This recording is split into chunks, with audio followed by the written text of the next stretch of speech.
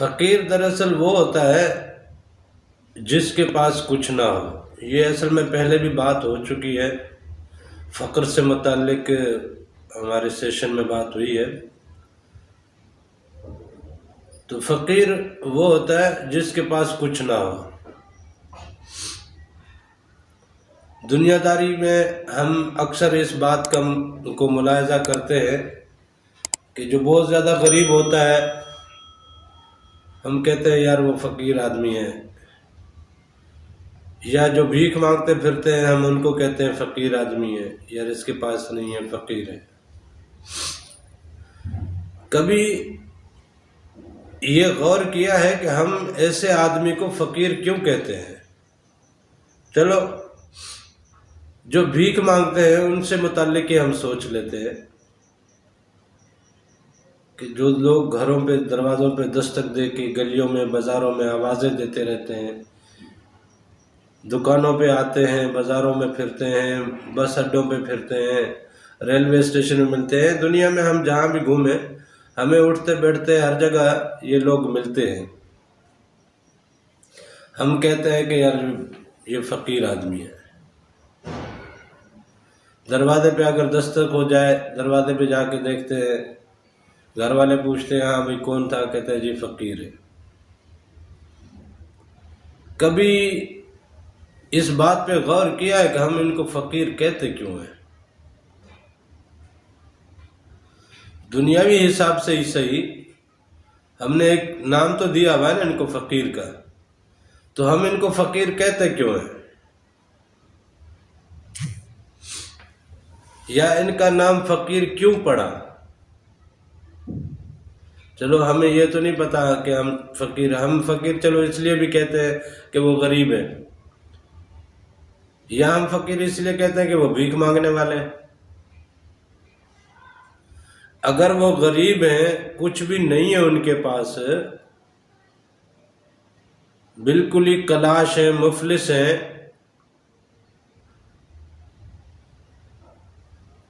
جبھی تو اپنی ضرورتوں پورا کرنے کے لیے اب کوئی کام کاج نہیں ہے، روزگار نہیں ہے، وہ بھیک مانگ رہے ہیں، کوئی ان کو پوچھنے والا نہیں ہے، کوئی ان کی جناب نگہداشت کرنے والا نہیں ہے، کچھ بوڑھے ہو جاتے ہیں، معذور ہو جاتے ہیں، کمانے جیسے نہیں رہتے، پھر وہ بھیک مانگ کے گزارا کر لیتے ہیں۔ لیکن آپ نے ایسے لوگ بھی دیکھے ہیں جو جسم میں تندرست توانا ہوتے ہیں، جوان ہوتے ہیں، ہٹے کٹے ہوتے ہیں، لیکن بھیک مانگ رہے ہوتے ہیں۔ ایسے آدمی کو ہم کہتے ہیں کہ یار ہٹے کٹے آدمی ہو، جوان ہو، کمانے جیسے ہو، جاؤ کماؤ، بھیک کیوں مانگ رہے ہو؟ ہم لوگ اس پہ اعتراض کر دیتے ہیں۔ اب اس کے پس پردہ کیا معاملہ ہے، کیوں وہ بھیک مانگ رہا ہے، ہم اس کا معاملہ دیکھنے کی کوشش نہیں کرتے۔ ہم نے کبھی بٹھا کے پوچھا نہیں ہے کہ بھئی آپ بھیک کیوں مانگ رہے ہو، آپ کو ایسی کیا ضرورت پیش آ گئی ہے، آپ بھیک مانگ رہے ہو، آپ کہاں کے رہنے والے ہو، آپ کہاں سے ہو، آپ کے بچے کتنے ہیں، آپ کی تعلیم کتنی ہے، آپ کو روزگار اگر نہیں مل رہا تو اس کے روزگار کا کوئی حوالہ، کوئی بندوبست، کوئی سسٹم، ہم اس کے لیے کچھ نہیں سوچتے۔ بس یہ ہے کہ اس کو مشورہ دے دیتے ہیں بھائی آپ ہٹے کٹے ہو جاؤ، بھائی بھیک نہ مانگو، کوئی کام کر لو۔ لیکن یہ تمام معاملات تو چلو اپنی جگہ پہ ضرور صحیح، لیکن ہمارا جو موضوع ہے وہ یہ ہے کہ فقیر ہوتا کون ہے؟ یہ جتنے لوگ بھی ہمیں ملتے ہیں یہ فقیر نہیں ہے، یہ بھیک مانگنے والے ہیں، یہ فقیر ہیں نہیں، حقیقت میں یہ فقیر نہیں ہے۔ ہم لوگوں نے ان کو فقیر کا نام دے دیا۔ اب آپ سوچیں ان کو نام فقیر کا کیوں دیا گیا؟ کبھی آپ نے اس بات پہ غور نہیں کیا ہوگا۔ ان کو فقیر کا نام اس لیے دیا گیا ہے کہ یہ ان کی زندگی، ان کا پل پل، ان کا اٹھنا بیٹھنا، ان کی زندگی کی روش جو ہے وہ سوال کرنے میں ہے، ان کی زندگی کی روش سوال کرنے میں ہے۔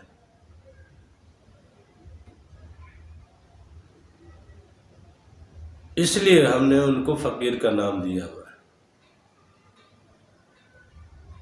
اور اصل میں جو حقیقی فقیر ہے، جس کے لیے یہ معنی فقیری یا یہ لفظ فقیر استعمال ہوا ہے، وہ تو دراصل فقر سے ہے، اور ایسا فقر جو جبر پہ نہ ہو، جو خود ساختہ فقر ہو، اس فقر کو ہی فقر کہا گیا ہے۔ روحانیت میں اسی کو ہی فقر کہتے ہیں،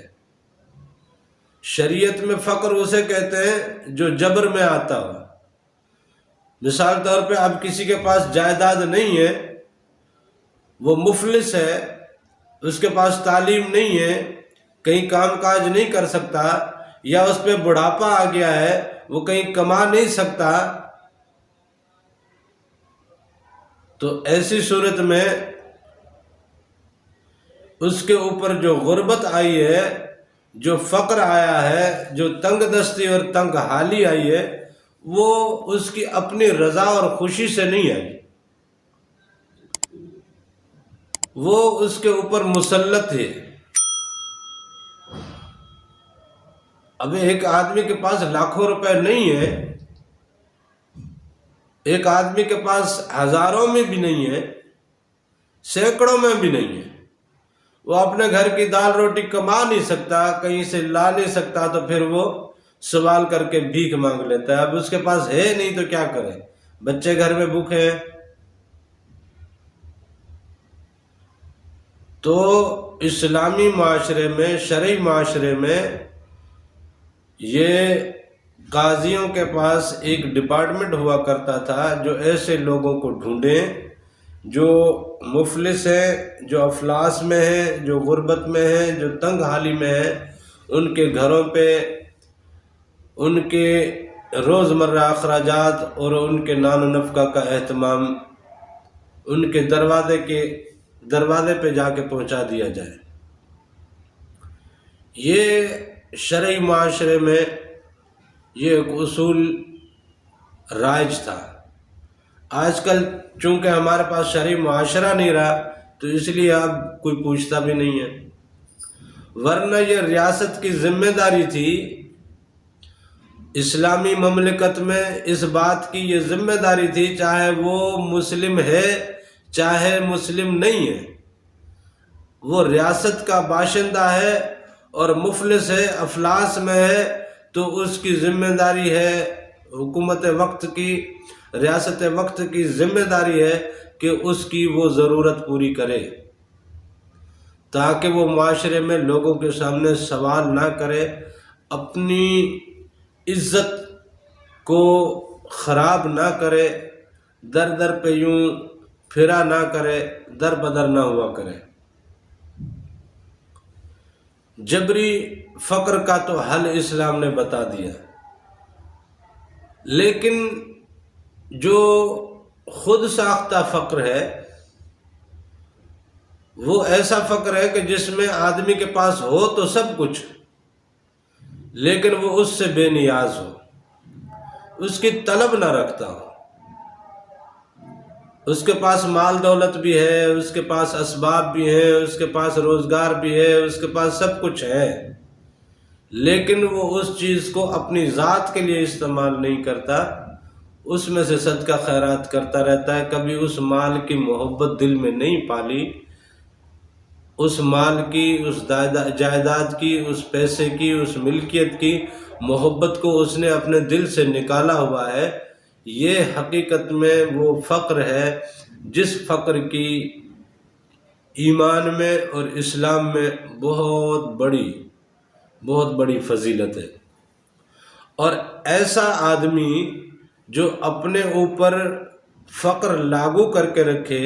اس آدمی کو فقیر کہا جاتا ہے۔ اب ہمارے ہاں نارملی خصوصاً آستانوں پہ جا کے دیکھیں یا درویشوں کے پاس جا کے دیکھیں، زمانہ ان کے پاس سوال لے کے آتا ہے، کوئی وزارت کا سوال لے کے آ رہا ہے، کوئی آفیسری کا سوال لے کے آ رہا ہے، کوئی روزگار کا سوال لے کے آ رہا ہے، کوئی کاروبار کا سوال لے کے آ رہا ہے، کوئی کارخانے اور فیکٹری کا سوال لے کے آ رہا ہے، کوئی مال ملکیت کا سوال لے کے آ رہا ہے، اور ان کے سوالوں کا مداوع بھی ہو رہا ہے۔ تو جس بندے سے دنیا بھر کے ان تمام معاملات کا مداوع ہو رہا ہے، جس کے در سے، اس کا مطلب اس کے در پہ ان تمام چیزوں کی عنایات اللہ تعالیٰ نے مخفی رکھی ہے نا، اب وہ بانٹ رہا ہے، اب وہ بانٹ رہا ہے۔ جیسے پچھلے اسباق میں ایک ذکر کیا تھا حسن عسکری رحمۃ اللہ علیہ کے حوالے سے، کہ وہ کسی سیاہ فام شخص کے پاس کچھ چیزیں لے کے گئے جو ویرانے میں رہتے تھے، پہاڑوں میں، جنگلوں میں۔ تو جب حسن بصری رحمۃ اللہ علیہ اس کے پاس پہنچے تو اس نے کہا کہ یہ کیا لائے ہو؟ اس نے کہا ہو سکتا ہے کہ آپ کو ان کی ضرورت ہو۔ تو سیاہ فام درویش نے اشارہ کیا پتھروں اور پہاڑوں کی طرف، تو وہاں پتھر، پہاڑ، ڈیلے تمام سونے کے ہو گئے۔ لیکن اس کو اس سونے سے، اس دولت سے، اس دنیا سے، ان چیزوں سے رغبت نہیں تھی، اس نے اپنے دل کو ان سب چیزوں سے خالی کر دیا تھا۔ حقیقی عبد وہی ہوتا ہے۔ اب ہمارے ہاں بہت سارے لوگ ملازمت کرتے ہیں، کچھ وڈیروں کے پاس، کچھ جاگیرداروں کے پاس، کوئی بڑے سیٹھوں کے پاس، کوئی مل مالکان، کوئی فیکٹری مالکان کے پاس، کوئی تاجر لوگوں کے پاس، ان کے کچھ اکاؤنٹس اور ان کے مطلب مالی معاملات کو سنبھالنے والے لوگ بھی کچھ ہوتے ہیں جو تنخواہ پہ ہوتے ہیں، ایک محدود تنخواہ ہوتی ہے، وہ ان کے ہاتھ میں کروڑوں روپے ہوتے ہیں، لیکن وہ اس کو خرچ نہیں کر سکتے، کیونکہ وہ جو بھی دولت ہے وہ مالک کی ہے، ان کی نہیں ہے۔ لہذا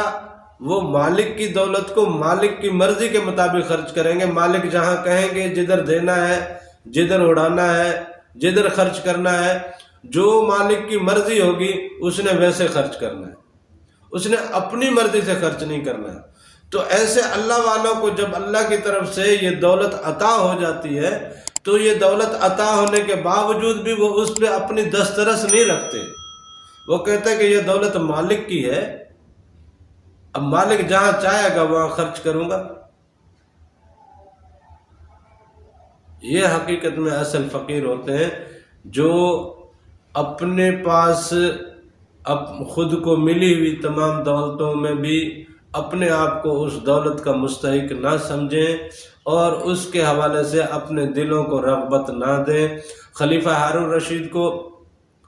آ کے بتایا گیا کہ جی فلاں جہاز آپ کا، خلیفہ ہارون رشید کے جہاز سمندر میں چلتے تھے، تو وہ بتایا گیا کہ آپ کا فلاں جہاز جو وہ بندرگاہ پہ نہیں پہنچا اور خبر آئی ہے کہ وہ سمندر میں ڈوب گیا ہے۔ تو خلیفہ ہارون رشید نے دل پہ ہاتھ رکھا، دل پہ ہاتھ رکھ کے آنکھیں بند کی اور تھوڑی دیر کے بعد کہا کہ الحمدللہ۔ کچھ ٹائم گزرا، اسی محفل کے دوران پھر آ کے خبر ملی کہ نہیں جی وہ بندرگاہ سے خبر آئی ہے